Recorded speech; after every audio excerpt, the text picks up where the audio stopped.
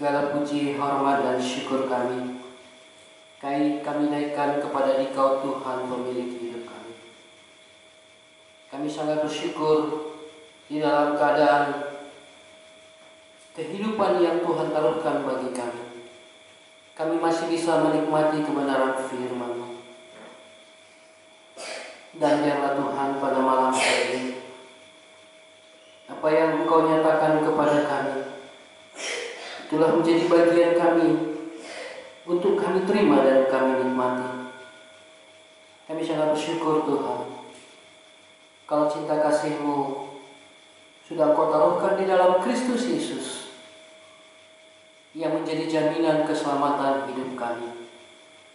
Dan kami merindukan Tuhan, hal ini juga terjadi pada saudara-saudara kami yang kami kasihi, mereka yang mau diselamatkan, mereka yang mau hidup di dalam kasih Tuhan, mereka yang mau memandang dan berjalan bersama dengan Tuhan. Sekali lagi Tuhan, kami permohon belas kasihan-Mu. Pimpinlah hamba-Mu yang hina dan dina ini. Kiranya Engkau saja yang terlihat, dan kemuliaan yang sudah Engkau taruhkan padanya dikembalikan kepadamu, karena Engkau-lah yang layak dimuliakan. Kami percaya Tuhan, Roh-Mu yang kekal, Roh-Mu yang tidak terbatas, berkuasa di dalam segala perkataan untuk Kau sampaikan kepada kami, sehingga kami bisa menjadi serupa dengan Engkau. Di dalam Kristus Yesus kami berdoa dan bersyukur. Amin. Bapak Ibu, saudara yang dikasihi oleh Tuhan, mari kita lihat Alkitab kita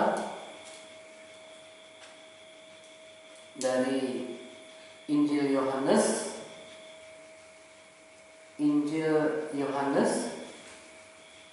pasal yang keempat. Injil Yohanes pasal yang keempat. Kita teruskan dari ayat 31 sampai 42, sedikit lagi.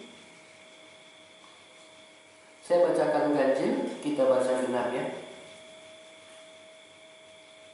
Sementara itu murid-muridnya mengajak dia, katanya, "Rabi, makanlah." Akan tetapi ia berkata kepada mereka, "Padaku ada makanan yang tidak kamu kenal." Maka murid-murid itu berkata kepada yang lain, "Adakah orang yang telah membawa sesuatu kepadanya untuk dimakan?" Kata Yesus kepada mereka, "Makananku ialah melakukan kehendak Dia yang mengutus aku dan menyelesaikan pekerjaannya." Bukankah kamu mengatakan 4 bulan lagi tibalah musim menuai? Tetapi aku berkata kepadamu, lihatlah sekelilingmu dan pandanglah ladang-ladang yang sudah menguning dan matang untuk dituai. Sekarang juga penuai telah menerima upahnya, dan ia mengumpulkan buah untuk hidup yang kekal, sehingga penabur dan penuai sama-sama bersukacita. Sebab dalam hal ini benarlah peribahasa, yang seorang menabur dan yang lain menuai. Aku mengutus kamu untuk menuai apa yang tidak kamu usahakan. Orang-orang lain berusaha dan kamu datang memetik hasil usaha mereka. Dan banyak orang Samaria dari kota itu telah menjadi percaya kepadanya karena perkataan perempuan itu, yang bersaksi, ia mengatakan kepadaku segala sesuatu yang telah kuperbuat. Ketika orang-orang Samaria itu sampai kepada Yesus, mereka meminta kepadanya supaya ia tinggal pada mereka, dan ia pun tinggal di situ 2 hari lamanya. Dan lebih banyak lagi orang menjadi percaya karena perkataannya. Dan mereka berkata kepada perempuan itu, "Kami percaya, tetapi bukan lagi karena apa yang kau katakan, sebab kami sendiri telah mendengar Dia, dan kami tahu bahwa Dialah benar-benar Juru Selamat dunia." Iya, saudara yang dikasihi oleh Tuhan, hari ini kita bisa meneruskan bagaimana kisah perempuan Samaria. Hari ini temanya makananku, ya, my food, ya. Jadi kita bisa lihat di dalam konteks ini, di dalam 31 itu, di ayat 31 itu, murid-muridnya mengajak dia, katanya, "Rabi, makanlah." Saudara yang dikasihi oleh Tuhan, Yesus menggunakan waktu semaksimal mungkin. Ya. Setelah melayani perempuan Samaria ini, dia tidak menjadi pasif, tetapi dia memanfaatkan waktu untuk melayani murid-muridnya. Ya. Kita bisa mengerti bagaimana pemanfaatan waktu di tengah-tengah kehidupan sekarang ini. Kalau kita lihat di dalam Efesus 5, kita balik sebentar.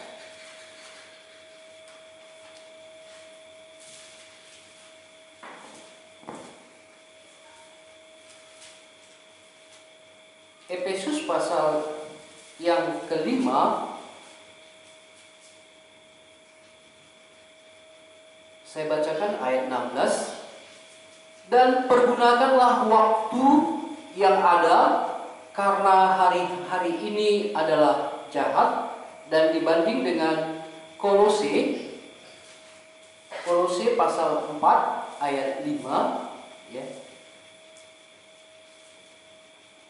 Hiduplah dengan penuh hikmat terhadap orang luar, pergunakanlah waktu yang ada.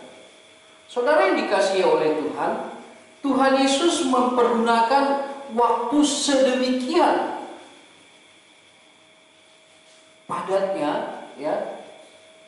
Penggalan-penggalan waktu itu sangat berguna baginya. Setelah melayani perempuan Samaria, kini dia melayani murid-murid, ya. Bahkan murid-murid mengajak dia makan, ya. Tetapi Yesus lebih jauh lagi memimpin bagaimana supaya murid-murid ini juga mengerti pekerjaan kekekalan, pekerjaan Allah, ya. Di dalam pergunaan waktu tadi, seringkali hamba-hamba Tuhan itu yang betul-betul mengasihi Tuhan sepertinya kekurangan waktu. Ya. Apalagi seperti masa pandemik ini, banyak sekali orang yang jenuh di dalam waktu karena tidak bisa mempergunakan waktu. Tapi bagi saya secara pribadi, saya sepertinya dikejar-kejar oleh waktu. Serasa kok cepat sekali. Karena waktu ini adalah waktu-waktu yang jahat kalau kita tidak pergunakan. Tuhan Yesus mempergunakan waktu sedemikian baik. Setelah melayani perempuan ini, kini dia melayani murid-muridnya.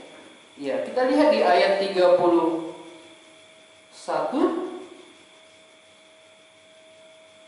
Dikatakannya di situ, sementara itu murid-muridnya mengajak dia, katanya, "Rabi, makanlah." Iya. Mungkin murid-murid melihat Yesus, ini orang kok belum lapar.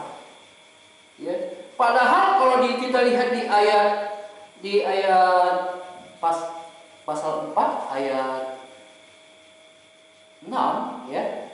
Bisa kita lihat di situ, ya. Yesus sangat letih, ya. Sangat letih. Secara jasmani Yesus ini sangat letih. Dia butuh kesegaran, butuh penyegaran, butuh istirahat, butuh makan. Tetapi murid-murid melihat kok Yesus ini tidak lelah, kok sukacitanya melimpah. Saudara dikasih oleh Tuhan, kita bisa mengerti Yesus juga adalah manusia 100% dan dia adalah Allah 100%.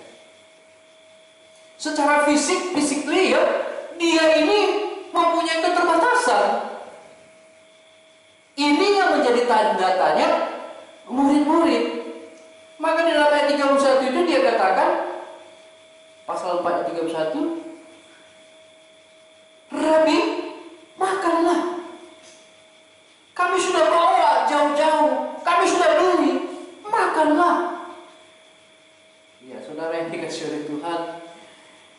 Yesus berkata apa? Ayat 32. Ya. Dia katakan, akan tetapi ia berkata kepada mereka, padaku ada makanan yang tidak kamu kenal. You do not know what is my food. Kamu tidak mengenal makananku. Padahal mereka sama-sama berjalan dari Judea ke Galilea. Padahal mereka bersama-sama.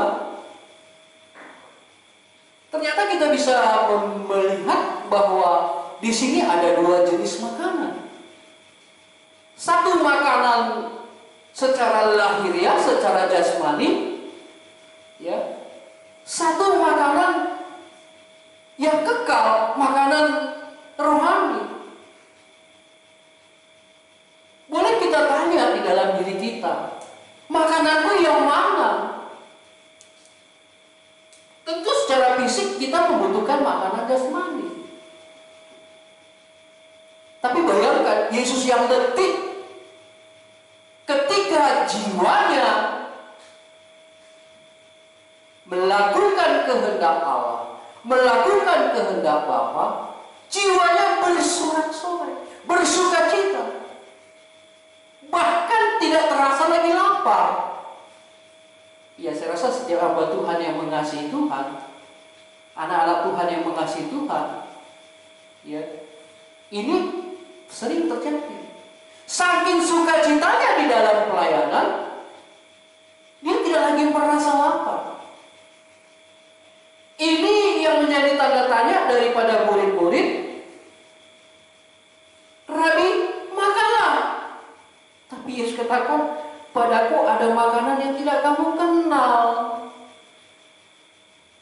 Ya jelas ya, kalau orang belum sampai kepada pengenalan yang benar, mereka tidak tahu makanan yang kekal. Orang-orang dunia tidak tahu makanan yang kekal. Orang-orang yang belum diselamatkan tidak tahu makanan yang kekal. Mereka tidak mengerti. Iya. Yesus katakan, my food, ya, padaku ada, in me, ya, di dalam diriku ada makanan yang tidak kamu kenal. Mungkin mereka sudah beberapa lama bersahabat, bersahaja, berjalan bersama, mereka sudah makan, ya, bahkan ada di perjamuan mereka makan. Tetapi kali ini Yesus tawarkan kepada murid-murid, ada makananku yang tidak kamu kenal. Saudara yang dikasih oleh Tuhan, kalau kita mengerti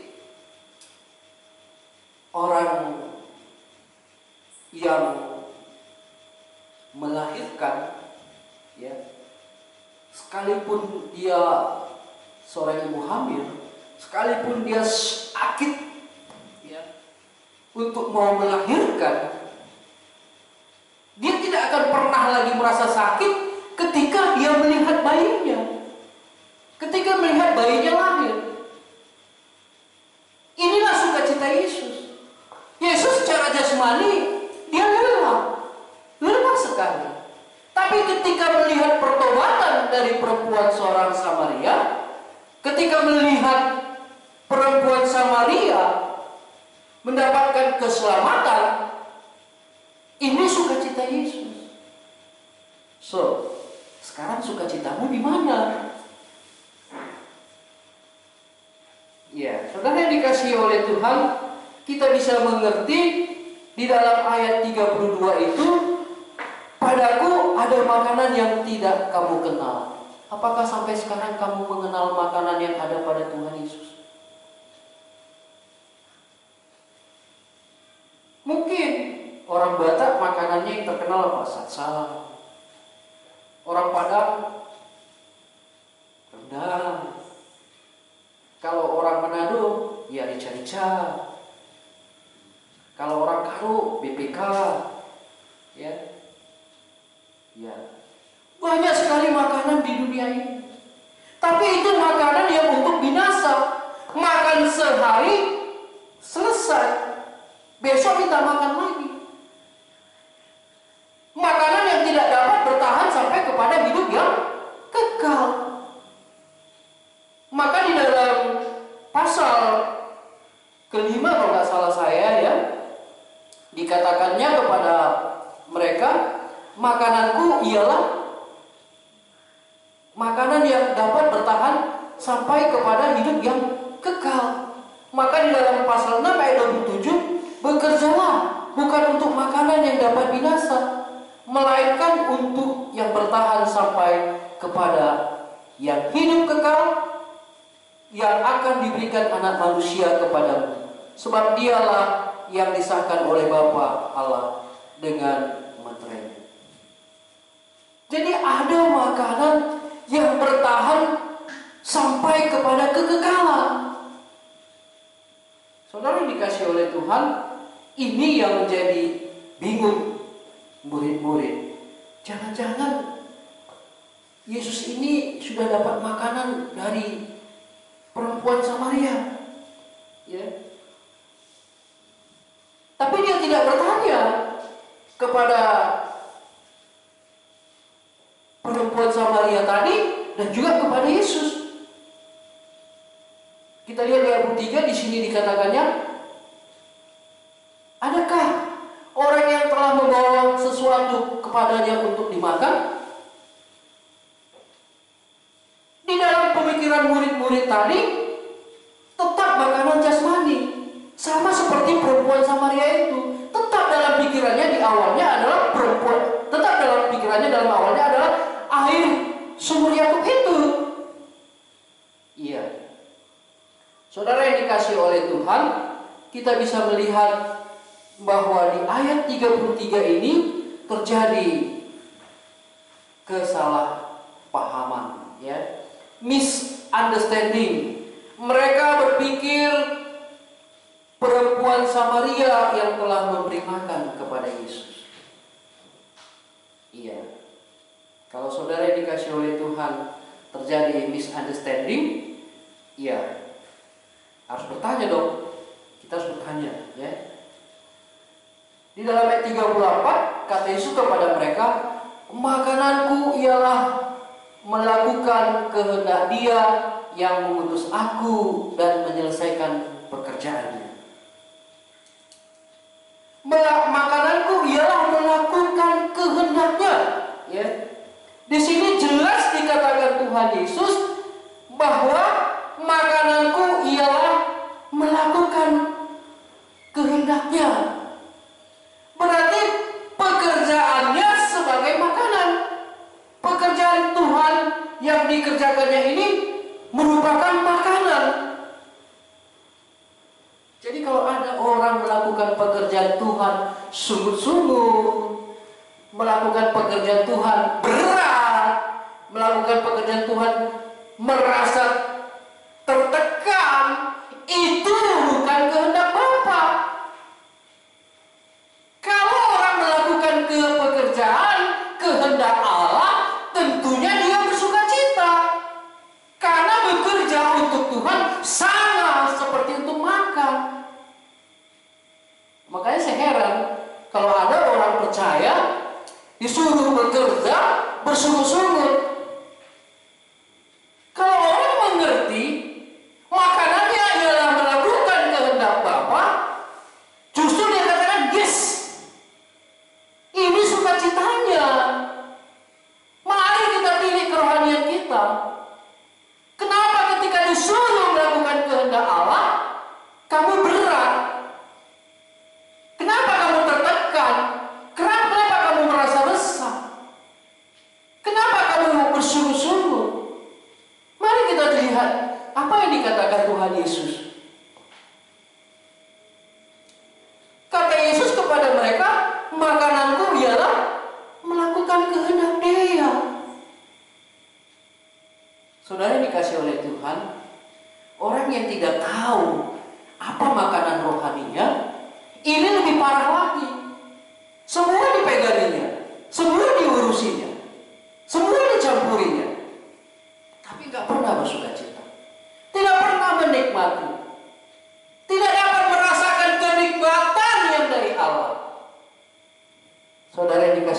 Tuhan, ini bisa menjadi kecewa. Yesus katakan, makananku ialah melakukan kehendak Dia yang mengutus aku dan menyelesaikan pekerjaannya. My food, ya, my food. What kind food do you have? Makanan apa yang kamu miliki? Jangan-jangan kamu terus makan, tapi engkau tidak pernah mengerti apa yang kamu makan. Makanan apa yang ada padamu? What kind of food do you have? Yesus menceritakan, makananku ialah melakukan kehendak Dia. Berarti melakukan kehendak Dia itu ringan. Melakukan kehendak Dia itu enak. Melakukan kehendak Dia itu gampang. Kalau kita mengerti ini makanan. Jadi kenapa kamu sungguh-sungguh? Kenapa kamu berat? Karena kamu nggak mengerti.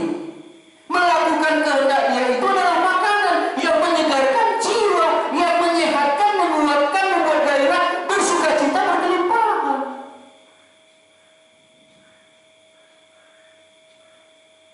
Apalagi kalau ada hamba Tuhan yang undur. Wah, ini bahaya sekali. Saudara dikasih oleh Tuhan, kita mengerti Yesus katakan, makananku ialah melakukan kehendak Dia. Ini yang tidak dimengerti oleh murid. Ini Yesus tadi yang letih. Kok tetap bersukacita, kok tetap bergairah? Murid tidak mengerti. Selama murid pergi, bahwa Yesus melayani perempuan Samaria ini penuh dengan resiko. Yesus bukan orang Samaria. Yesus seorang Yahudi yang mengerti berhadapan dengan perempuan, berhadapan dengan orang Samaria. Tapi Yesus selesai mengerjakannya sampai perempuan ini mengerti, mengenal bahwa Yesus ini adalah Tuhan. Yesus ini adalah Mesias. Jadi kalau ada orang percaya berat melakukan pekerjaan Tuhan, ini dipertanyakan.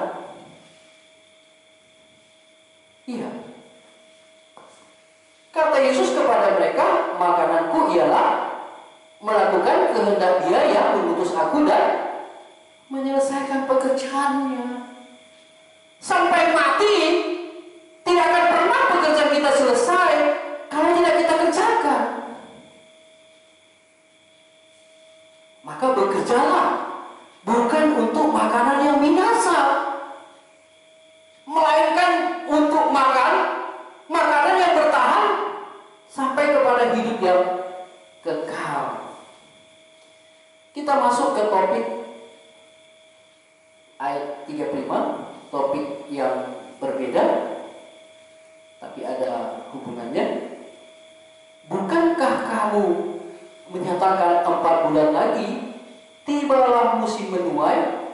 Tapi aku berkata kepadamu, lihatlah sekelilingmu dan pandanglah ladang-ladang yang sudah menguning dan matang untuk dituai.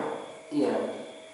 Kalau petani berharap dan pengharapannya secara fisik, secara urutan waktu, ya, bahwa 4 bulan lagi akan ada musim penuai.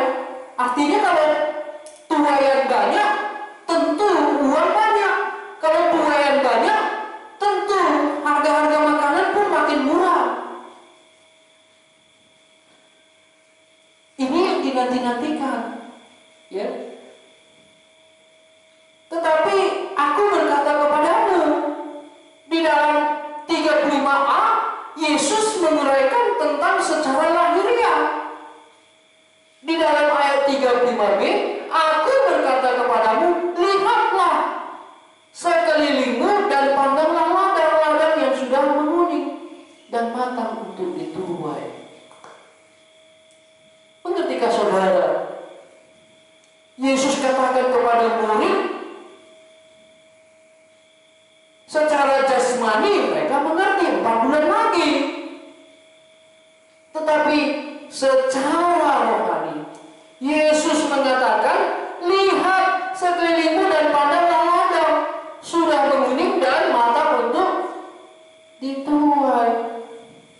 Artinya, Yesus sudah melihat bagaimana sebentar lagi orang-orang Samaria akan datang. Orang-orang Samaria akan datang bertemu dengan Yesus. Orang-orang Samaria akan menjumpai Tuhan Yesus. Saudara yang dikasihi oleh Tuhan, panen rohani selalu tersedia. Kalau panen jasmani ada waktunya.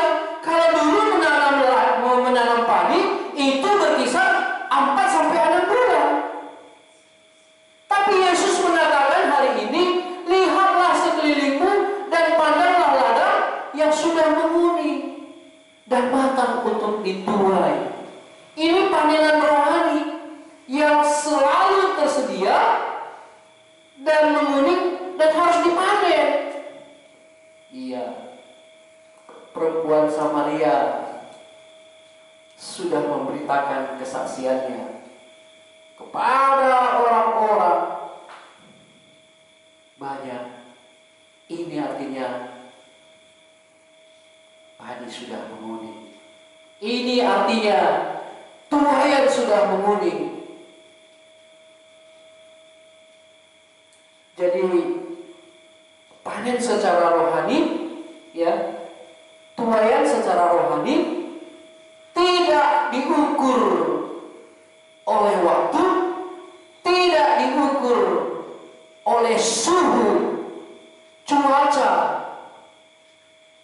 tetapi Allah itu sendiri pemilik kebun dan Allah itu sendiri sudah menawarkan benihnya, itulah Kristus. Di dalam Yohanes pasal 15 berkata, akulah pokok anggur yang benar dan Bapakulah pengusahanya. Jadi kalau kita bisa melihat untuk panen secara rohani, berarti kapan saja, di mana saja bisa terjadi. Saudara yang dikasihi oleh Tuhan, Yesus mengajak kepadamu dan kepadaku untuk lihat sekelilingmu. Lihat sekelilingmu. Kamu bisa memanen orang Batak, orang Jawa, orang Karo, orang Nias, orang apa saja.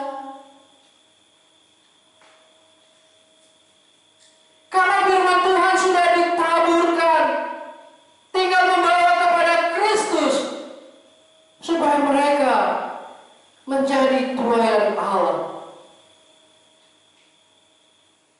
Saudara yang dikasihi oleh Tuhan, kita bisa melihat di dalam ayat 36. Sekarang juga penuai telah menerima upahnya dan mengumpulkan buah untuk hidup yang kekal, sehingga penabur dan penuai sama-sama bersuka cita. Iya. Yesus melayani perempuan Samaria. Perempuan Samaria bertobat, beriman, dan perempuan Samaria melayani orang-orang di Samaria. Dan orang-orang Samaria dibawa kepada Tuhan Yesus. Dan inilah yang menjadi sukacita perempuan itu. Sama dengan sukacita Yohanes Pembaptis. Mari kita lihat pasal 3.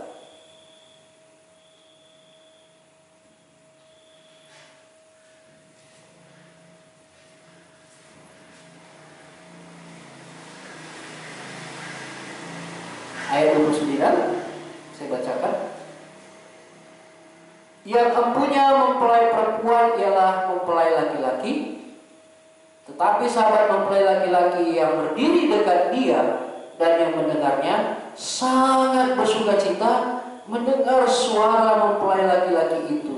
Itulah sukacitaku dan sekarang sukacitaku itu penuh. Saudara yang dikasih oleh Tuhan, bagaimana sukacita orang berdosa penuh, sukacita perempuan Samaria penuh. Ini oleh karena Kristus.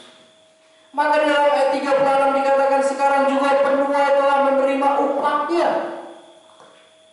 Ketika kita melayani Tuhan, ketika kita bawa jiwa kepada Tuhan Yesus, kita pun bersukacita menikmati persekutuan Allah dengan orang berdosa, persekutuan Allah pencipta dengan ciptaannya terjadi oleh karena keselamatan yang dianugerahkan di dalam Kristus. Di mana sukacita saudara? Yesus katakan makananku ialah melakukan kehendak. Sudahkah itu menjadi makanan bagi saudara? Kenapa berat untuk menginjili? Kenapa berat untuk melayani? Kenapa berat untuk memberitakan kabar kesukaan? Kalau saudara menjadikan itu sebagai makanan, kan saudara makin kuat, makin sukacita, makin berlimpah, dan sukacitanya menjadi penuh. Di dalam pasal 3 tadi Yohanes membawa orang berdosa kepada Tuhan Yesus, sekalipun dia sebagai seorang guru yang dimengerti punya murid banyak pun kalau tidak berjumpa dengan Tuhan Yesus. Untuk apa? Tapi Yohanes Pembaptis mengerti.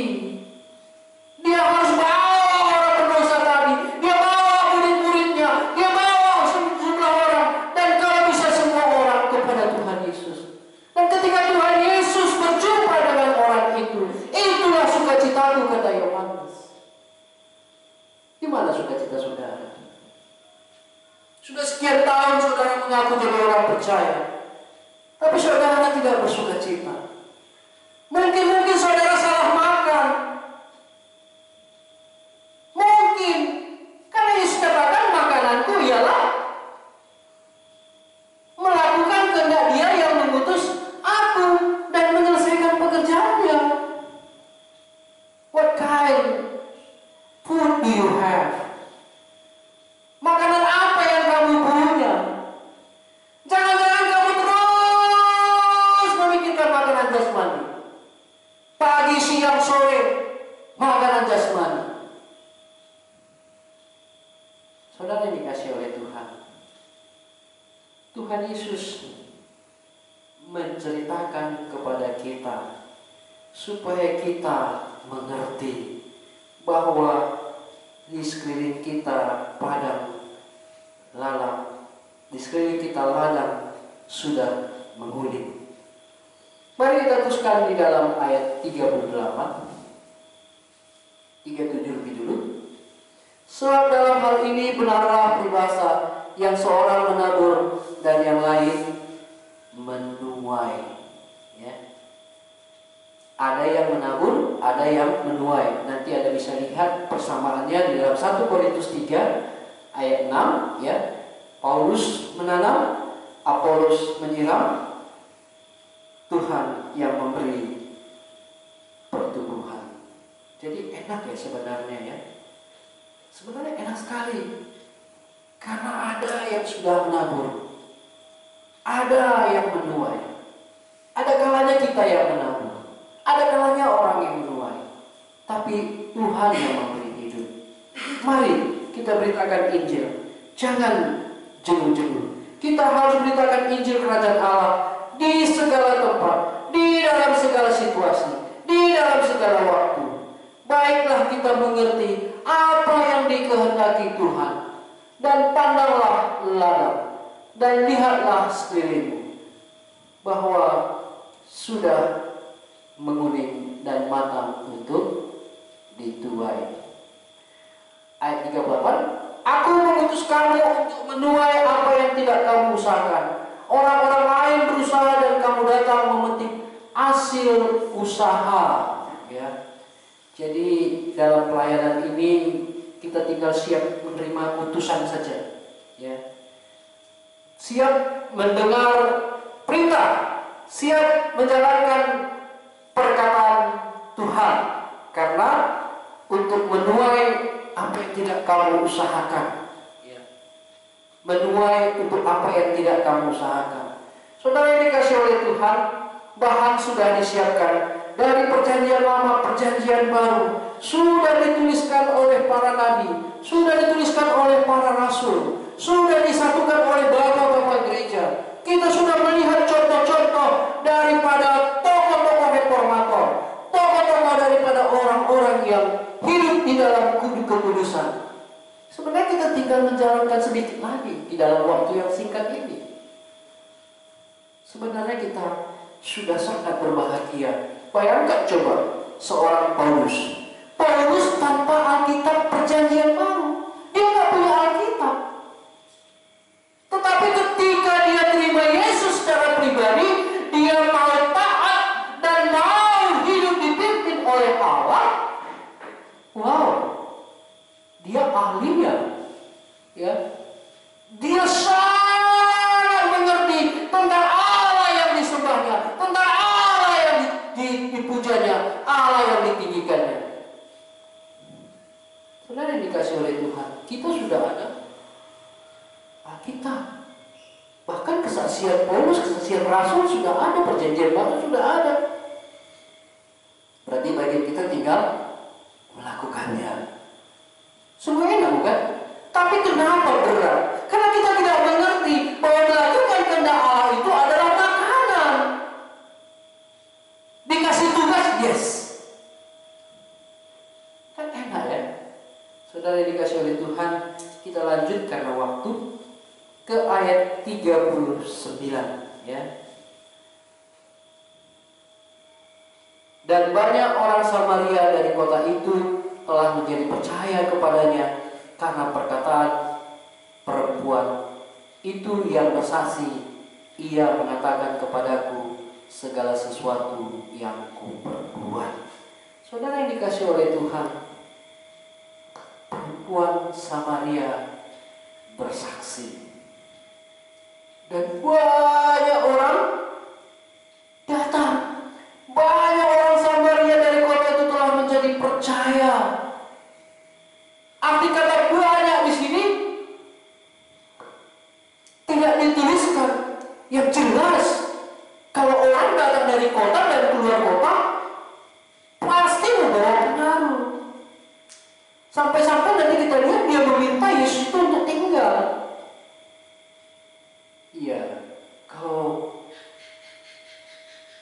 pengertian kita dalam bahwa orang Samaria ini dari kota keluar kota dan balik lagi ke kota dan meminta Yesus tinggal bersama mereka, ini pengaruhnya luar biasa, ya. Berarti kesaksian kita itu perlu kesaksian kita itu perlu. Iya, kesaksian kita itu perlu. Iya. Tanpa kesaksian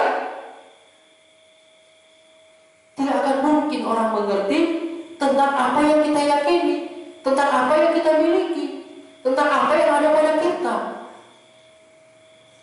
Jadi ada orang percaya nggak pernah bersaksi, malah saya curiga. Ada orang percaya yang malas bersaksi, saya malah curiga. Kalau orang yang sudah beriman, pasti ada kesaksiannya. Bagaimana pertemuannya dengan Tuhan Yesus? Saudara yang dikasih oleh Tuhan, pengaruh perempuan Samaria ini, ya banyak pendosa menjadi orang percaya. Yang ditolak oleh orang Yahudi, yang dikucilkan oleh ahli-ahli Taurat, yang ditentang oleh imam-imam, oleh karena cinta kasih Yesus hadir di tengah-tengah orang Samaria, maka mereka mendapat keselamatan. Iya, banyak pendosa menjadi orang percaya. Ini terjadi di Samaria. Bagaimana di kampung saudara? Bagaimana di tempat saudara? Bagaimana di daerah saudara? Pernahkah saudara pikirkan?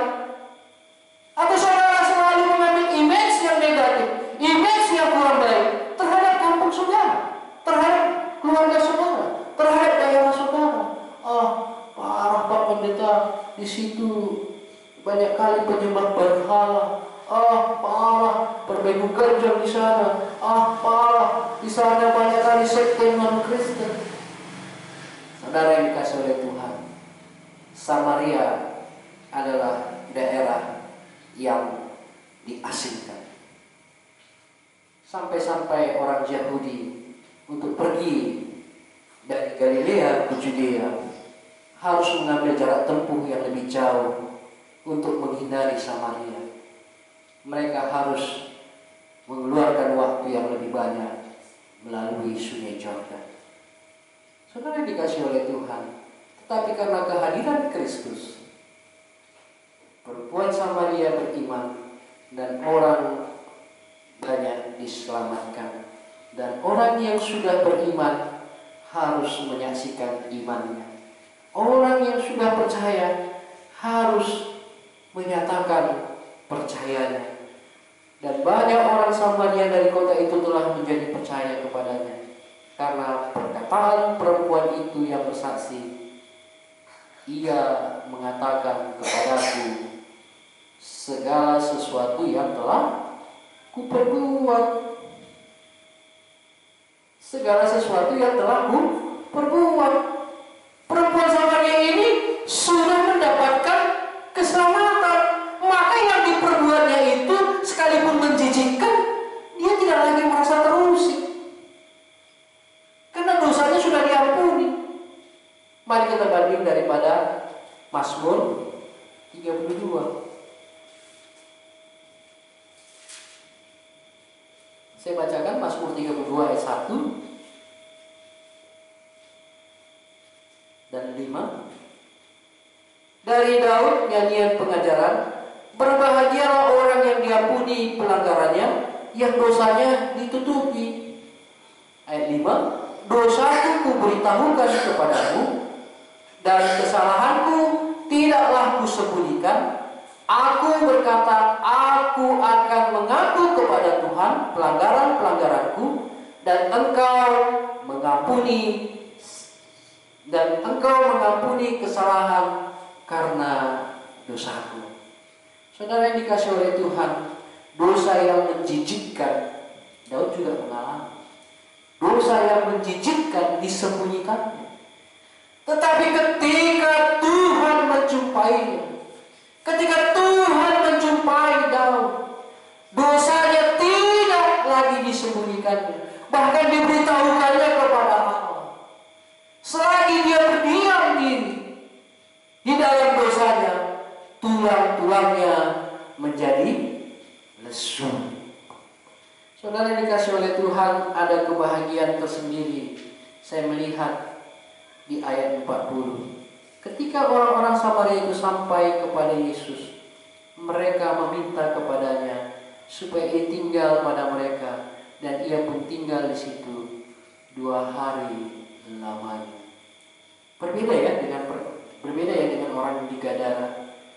Kalau orang di Gadara itu menolak Yesus hadir di tengah-tengah mereka. Tapi orang Samaria menerima Yesus. Tadi yang adalah berjauhan, tadi adalah orang yang berseteru, tadi adalah orang yang ditolak, tadi adalah orang yang bersengketa, orang yang tidak bercakapan. Wow. Tapi ketika Yesus ada di dalam diri mereka, ketika mereka mendapatkan berita keselamatan, ketika mereka mendapatkan air hidup, ketika mereka menemukan Mesias yang dinantikan, ketika mereka menemukan Kristus adalah Tuhan, mereka tidak segan-segan, tidak risih, tidak canggung. Tinggallah bersama kami. Tinggallah bersama kami di rumah kami. Ayo, ini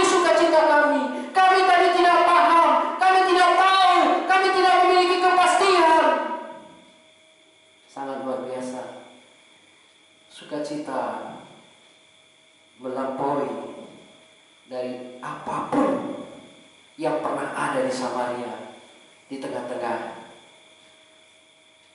kumpulan besar di mana ada orang Yahudi di dalamnya, yang selalu selama ini ada perseteruan. Tetapi di sini mereka minta tinggal kepada mereka, dan Tuhan Yesus pun setuju. Yes, I live with you 2 days. Dia tinggal bersama mereka 2 hari. Di dalam 2 hari pekerjaan Allah terus, dan mereka berkata kepada perempuan itu, kami percaya, tapi bukan lagi karena apa yang kau katakan, sebab kami sendiri telah mendengar dia, dan kami tahu bahwa dialah benar-benar juru selamat dunia. Percaya apa? Percayanya bukan karena mujizat, percayanya bukan karena hal-hal mitos, hal-hal gaib, hal-hal yang sifatnya kekuasaan kegelapan, sifatnya yang terjadi perubahan-perubahan. Tidak. Percayanya oleh karena perkataan Tuhan Yesus sendiri, percayanya oleh karena firman Allah itu sendiri, percayanya oleh karena Allah yang menembus ke dalam hatinya. Saudara yang dikasihi oleh Tuhan, jelas di dalam ayat 41, kami percaya karena perkataannya. Maka di dalam Roma 10 ayat 17, iman timbul dari perkataan Tuhan Yesus. Iman timbul dari firman Yesus Kristus. Saudara yang dikasihi oleh Tuhan, lewat malam ini saya mengajak saudara-saudara supaya tidak cemu-cemu untuk membaca firman. Kalau orang Samaria sendiri bisa beriman, dan ini jauh kualitasnya. Kalau orang yang beriman oleh karena perkataan Tuhan, jauh kualitasnya daripada dibandingkan mujizat, sekalipun itu diperkenankan Tuhan. Saudara yang dikasihi oleh Tuhan, dalam ayat yang terakhir, semakin banyak orang beriman dan iman mereka bertumbuh dari kesaksian perempuan Samaria itu sampai pada Kristus. Ya. Mereka berkata kepada perempuan itu, kami percaya, tapi bukan lagi apa yang kamu katakan. Ini artinya benih imannya sudah tumbuh, sudah berakar, dan dia berani berkata, bukan lagi dari apa yang kau katakan, bukan lagi dari apa yang kau saksikan, bukan lagi daripada apa yang kau perlihatkan, tetapi kami sudah jumpa dengan sumbernya. Kami sudah jumpa dengan juru selamat. Kami sudah jumpa dengan Yesus adalah Tuhan, dan kami tahu bahwa Dia adalah benar-benar juru selamat. Juru selamat yang menyelamatkan kami dari murka yang akan datang, membebaskan kami dari dosa-dosa kami, dan yang membawa kami kepada hidup yang kekal. Saudara yang dikasihi oleh Tuhan, malam ini firman Tuhan mengajak kita untuk memandang sekeliling kita. Tuaian akan banyak karena ladang sudah menguning.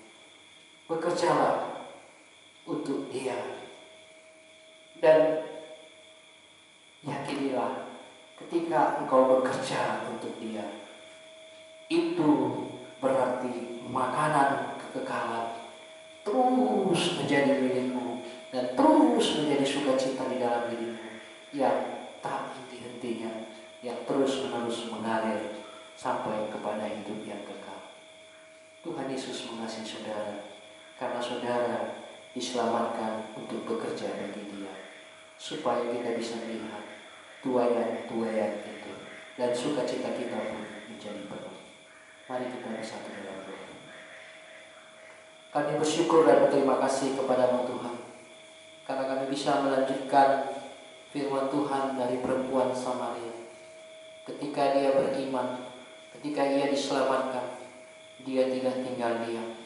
Dia pergi ke kotanya, Dia menjumpai sanak saudaranya, dia menjumpai orang-orangnya, dan dia menyatakan kisahnya bagaimana ia diselamatkan, kisahnya bagaimana ia dibukakan keadaannya, dinyatakan keberadaannya, dan dosa-dosanya dibukakan. Kami bersyukur Tuhan, perempuan ini sudah melihat Engkau jauh lebih besar. Perempuan ini sudah melihat Engkau segala-galanya, sehingga ia tidak lagi memandang kehinaannya, dia tidak lagi memandang keberdosaannya, dia tidak lagi memandang segala hambatan itu, karena ia sudah melihat Engkau lebih besar.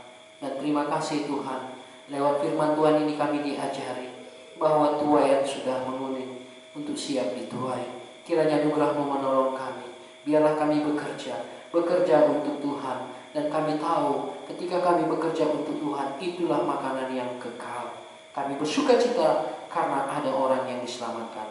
Di dalam Kristus Yesus kami berdoa dan bersyukur. Amin.